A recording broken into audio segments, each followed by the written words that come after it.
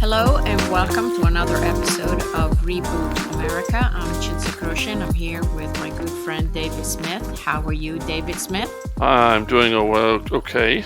I missed West Fest down where they make the kolaches yesterday because I was working, so that's a bummer. But I've got a few days off. That's always nice. So doing well. Yeah, that is always nice. Looking forward to chatting with you again. We've had a lot going on, and we haven't chatted in a while. Yeah, we haven't. And this is Labor Day weekend. Summer's behind us. Thank God. And it's also the beginning, usually, of the campaign season. So I thought it'd be a good time for us to talk about the state of the race. I want to begin this discussion by looking at a Wall Street Journal poll that just came out a couple of days ago. And this poll is great news for Donald Trump. He's at 59%.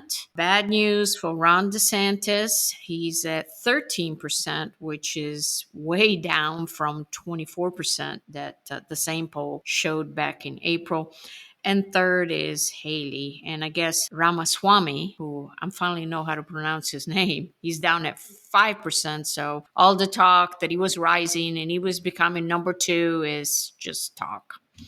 That's where the state of the race is. I can't really explain these numbers. I'll be frank about it. It seems to me that DeSantis was doing great as long as he was prospect. But the moment he became a reality, he's been in kind of free fall. So what's your take on this poll, David, and the race in general? First of all, we've said this before in our conversations offline. This is a two-man race. It's time for everybody else to get out, period. It's Trump and DeSantis. As I just started referring to him 5 minutes ago, Swampy. He's third, and he's not serious. Nobody's taking him serious. He needs to go away. He just needs to go away. He's going to be in Leavenworth in a year, and he doesn't need to be in this. None of these others. Haley 4, Pence 3, Christie 2, Scott 2, Hutchison, Burgum, and Hurd with a great big 0.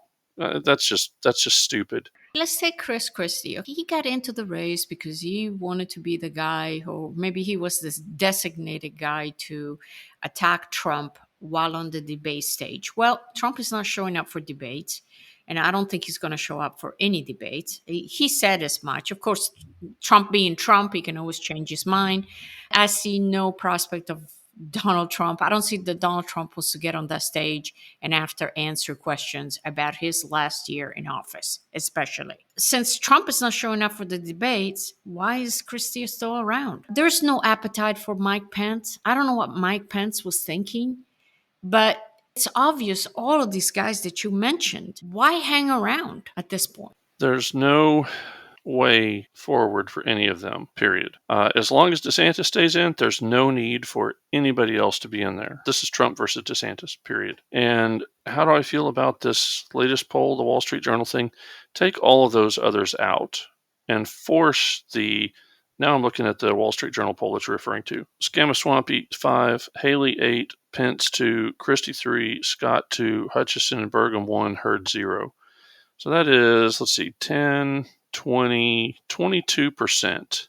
And maybe a little bit more than that with the decimals that we're missing out on. So 20-something percent that obviously they're saying, well, I'm going to go for somebody else, not Trump or DeSantis. Of those 20+%, what are they going to do? Are they going to go running back to Trump? I don't know. Possibly. They obviously don't favor Trump, number one. And we've seen pretty consistently about, say, 20 to 25% going for other than Trump and DeSantis. If you take that 25% of candidates away from them and say, okay, now be an adult and choose, who are they going to go for? When they're forced with it, are they going to go for somebody who is under 91 indictments or whatever it is? By the way, 48% of Republicans said that these indictments actually made them more likely to support Trump, which that is a pure emotional response. And I have to say, the Democrats, the left, progressive, whatever the hell you want to call them, they have the GOP base trained like Pavlov's dogs. Oh man, they're playing our allies like fiddles while Rome burns. I mean, you've got a whole fleet of Neros out there, and I mean, And it's clear what the Democrats' plan is. Get a couple of convictions, which, by the way, out of 91 counts, they'll be able to find them guilty, 2 or 3 counts. And that's all they need to say he's a convicted felon. Okay, guys, do you really think that the independents are going to vote for a convicted felon? well, these people aren't thinking. The people that you're now referring to are not thinking. They're just reacting, and it's an emotional reaction. And it's, oh, okay, so you're going to convict our guy and indict our guy. Well, we'll show you. We'll just circle the wagons. So you're saying the other ones all need to get out of the race, right? Everybody except Trump and DeSantis needs to get out of the race. Everybody at Trump is DeSantis. Okay, so do you think DeSantis should just tell these people get out? I don't think it's a bad idea, quite frankly. I think that he should be so bold as to just come out and say, listen, none of the rest of you have a road to the presidency, and there's 25% of people who need to start getting serious about this. Okay, then let's get serious. Are you going to go for Mr. Song and Dance, the old guy, or are you going to go for somebody who has a resume of success? I agree with you that Ron DeSantis needs to find a way to get the other people out of the race and make it a two-man race. The problem that I see that Ron DeSantis has right now is that ever since he has gotten into the race, he has been losing ground. If he's going to come out and say, look, guys, you need to get out because this is a two-man race, the others can very well say, hey, you're the one who's losing ground. We are at least gaining ground. Why should we get out? Why don't you get out? How would you respond? First, none of them is gaining ground. They are splitting up whatever percentage that Ron DeSantis has lost. So, you've got a couple percent that have gone to Ramaswamy. You've got a couple percent that have gone to Nikki. You've got a percent that have gone to each of 4 others, and that's it. None of them's gaining ground. It's now, if you look at it just one-on-one, Trump with any of those others, it's now 60% to 0, 1, 2, 4, 8. That's it. That's not gaining ground. That is not gaining ground. So if Ron DeSantis takes his whatever 15 or 20% and jumps out, okay, so now you've got the exact opposite. Where I was saying, look, if you have all these other candidates get out, you've got 20 to 25% that now the voters are going to have to decide, okay, Trump or DeSantis. If you do the exact opposite, if you take Ron DeSantis out, if all these other candidates go together and say, no, RDS must go, RDS gets out, all of that's going to go 1% here, 1% here, 2% here, 2% here, 2% there, done. So now you're going to have guys at 0, 1, 4, 8, 10, and Trump at 60. And some of those RDS supporters are going to go to Trump. That's not gaining ground. That's losing ground. If you gain 2% and Trump gains 5% of DeSantis's vote, that's not gaining ground. But there's not one of those candidates who's going to get all of DeSantis's voters, period. So that's not going to happen that way. That's just not going to work. So they can say anything they want to. They're ankle biters. Nobody gives a damn what they think, period. They weren't candidates of serious note in 2016. They didn't challenge in 2020, and they're going nowhere today. I understand your argument, but I still think it'll be very, very difficult for DeSantis to demand that others get out when, as he has been losing ground. He's starting to struggle to stay at the number 2 spot. So I think that Ron DeSantis needs to just announce that he's not going to debate anybody not named Donald Trump going forward. And I challenge Donald Trump to show up and answer for his record of failures, of disappointments, of mistakes, and tell us how a second administration would be any different than the first, going back to the question. But the primary thing there is DeSantis needs to stop showing up to debate all of these 1% and 2% candidates. that debate they had in August was a complete waste of time. The Republican Party has nothing to gain having Vivek and Pence go back and forth. It's just pointless. It's absolutely pointless. The other thing that they did at the debate is that they were very clever in that they boxed out Ron DeSantis. Because based on the rules of the debate, if one of your opponents mentioned your name, then you got a chance to respond. Interestingly, None of the others ever mentioned Ron DeSantis's name, which is rather odd when you think about he was center stage among the people who showed up for the debate. He was the leader. And yet none of them asked him any questions. None of them mentioned his name. It's almost as if he did not exist at all. So why go and have a repeat of that? It makes no sense. I agree with you.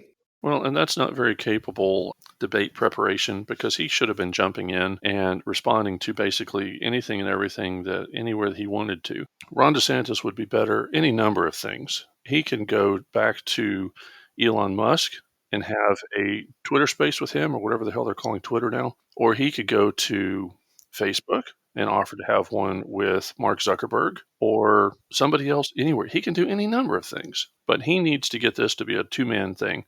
And there's nobody who's going to pay attention to any of those other candidates, any of them, if DeSantis and Trump are not on that stage. So I think that that's what DeSantis needs to do. But then he needs to force Donald Trump to show up. You have said very brilliantly, he needs to become more aggressive. If you're going to take on the school bully, you got to punch him in the face. You cannot hope that people will realize he's a bully. You got to take some action. You can't go around talking to all the other little kids who are having their lunch money stolen and saying, well, you should stand up to him. Well, you should stand up to him. Well, you should stand up to him. At some point, yeah, you're right. Ron DeSantis has to stand up and punch him in the At face. some point, you got to take some action. You can't just, because then you start wondering. Then the questions starts lingering. Well, wait a second. If this guy can't take out Trump, how is he going to deal with Washington D.C.? Yeah. I think that DeSantis has the stones to take on Donald Trump. I think this is a question of bad strategy.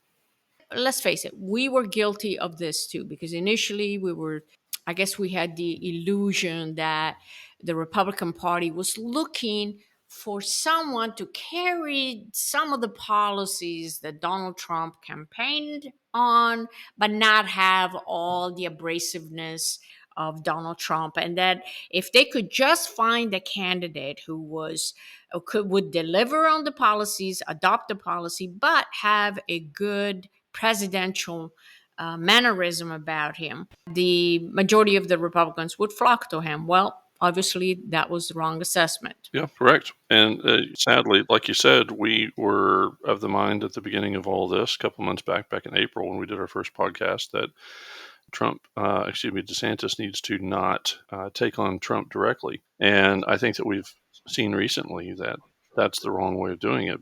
One thing that the Ron DeSantis campaign definitely needs an attack dog. Now, I realize that maybe they don't want their candidate to be a pure attack dog, but the campaign still needs that, still desperately needs that, to say things like, wait a second, Donald Trump shoots himself in the groin, but it's Ron DeSantis' fault. I mean, some of the more harsh attacks on Donald Trump really should be done by somebody else. So at the very least, they need somebody to be on social media and punch back just this idiocy that we see day in, day out. They don't seem to have that. I know they're trying to be gentlemanly, but I don't think being gentleman is going to work.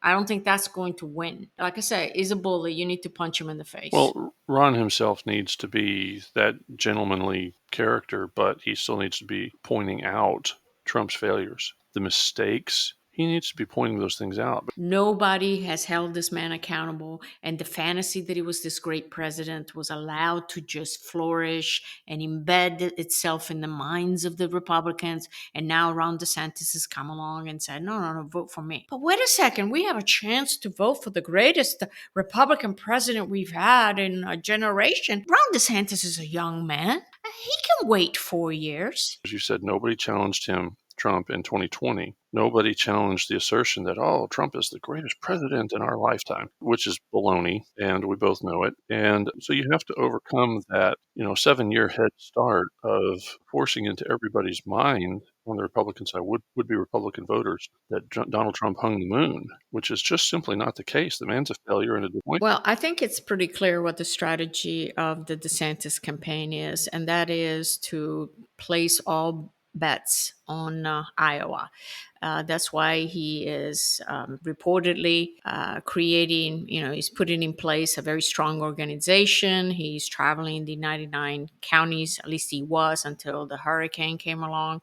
But I suppose he's going to resume that. But I think the strategy of betting everything on a big win in Iowa is very, very risky. What do you think? Well, I think two things. One, you've got 4 months, September, October, November, December, before Iowa. And if you're going to just continue languishing in the teens or worse, if you're going to continue engaging ankle biters in a whole bunch of debates, a series of debates where Donald Trump never shows up and never answers questions about his record, and you never go on the offensive, I think that that's an absolute loser. That's a losing strategy. Iowa is irrelevant in the primary for the nomination in November for the election. Who cares about Iowa? And yet they're rolling their dice on Iowa. It's not a good position to be in. And they're just playing the same old game the way that everybody's always done it. Well, we're supposed to show up to the debates. No, that's something that happened after George Bush. All of these never-ending debates that happened for the 2008 election. George Bush was leaving office, and Dick Cheney said he was not running. And we had, whatever it was, 12 candidates who show up. Well, how do you decide between 12 candidates? Hey, the media decided we're going to have a never-ending series of debates. Yeah, it is a relatively new thing. I guess at the end of this conversation, both you and I agree that he's got to become much, much more aggressive, and he has to turn this race in a two-man race. I think he needs to sort of impose himself on the race. That's the thing about Donald Trump. He knows how to dominate. He's full of bluster. He's not very capable when it comes to delivering, but one thing he's very good at is about domination, dominating the coverage, dominating the stage. And if Ron DeSantis doesn't manage to dominate Trump, I don't see that he's going to go very far. So, what do you think? Do you think that's a good place to end it? Yeah, I think that's about it. That's the be all and end all. DeSantis and his campaign need to get aggressive, and they need to basically just ignore the ankle biters, shove them aside, and make this a two-man race. And as you have said many times now, it's time to get serious. It's time for Republican voters to grow up, grow a pair, grow a brain, grow a spine, and get serious. Yep, it's time to get serious. So let's end it there. It's always good to talk to you, David. Yes, you as well. Bye.